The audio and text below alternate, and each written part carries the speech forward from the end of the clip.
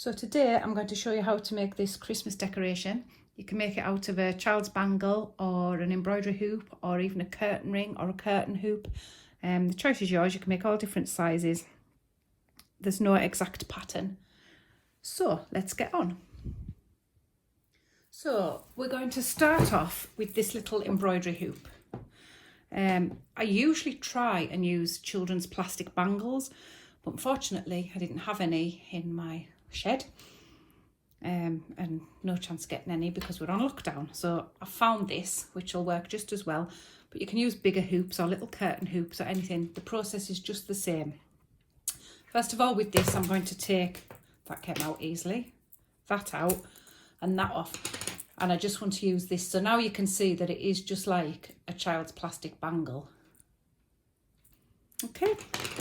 So we're going to start off with a slip knot in your yarn.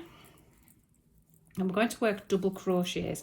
Now it's a little bit trickier because you're working round this hoop, but you'll soon pick it up. So we'll hold the yarn tight. We're going to go under the hoop and fetch the yarn back.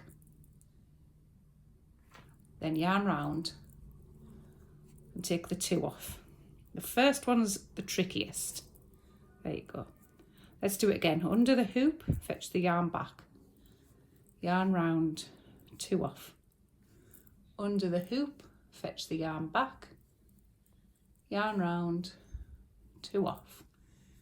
We'll just bunch them up so they're nice and tight together. And we're going to work round the whole hoop, doing that. Under the hoop, two off. Under, yarn back, yarn round, two off. Keep bunching them up so they're nice and tight. You're going to work around your whole hoop like that and then come back.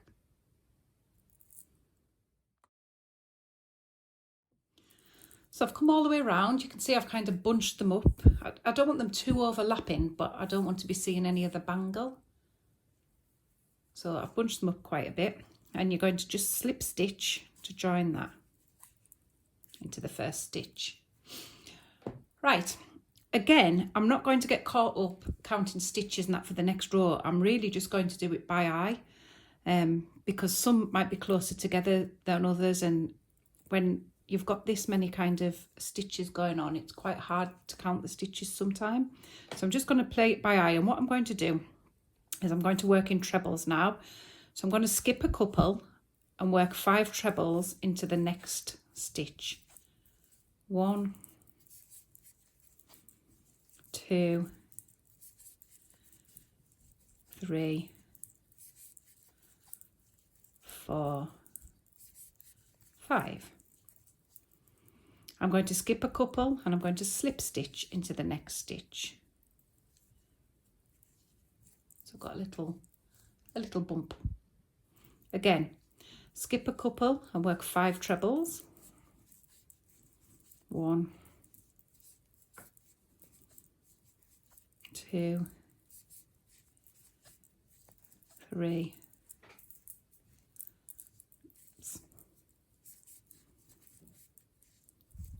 4, 5. Skip a couple and slip stitch. And again, skip a couple. So as you see, I'm just playing this by ear now, kind of working out the gap between these is where I'm going to put the next stitch. 1, 2, 3, 4 and 5. Skip a couple and slip stitch. And you're going to carry on that all the way around and then come back when you've done that bit. Now you can see I've come all the way around and I've got a gap, that's a fine gap actually. So I can just work bang in the middle of there. If you find that your gap's too big or too small, just take a couple of these out and spread them out a little bit and just make it a little bit more even. And you can apply this technique now to all different sizes of hoops. rather than have measurements, you can just apply the fudget technique. Fudgets really work. Another good one, if you can't get a hold of children's bangles, get a packet of curtain hooks that are slightly smaller, but they work quite well as well. So I've got the last cluster in, and we're just going to slip stitch into the bottom there where we started. Just like that. That was a bit stiff. I'm going to chain a few to make a hanger. 3, 4, 5. I don't know how many.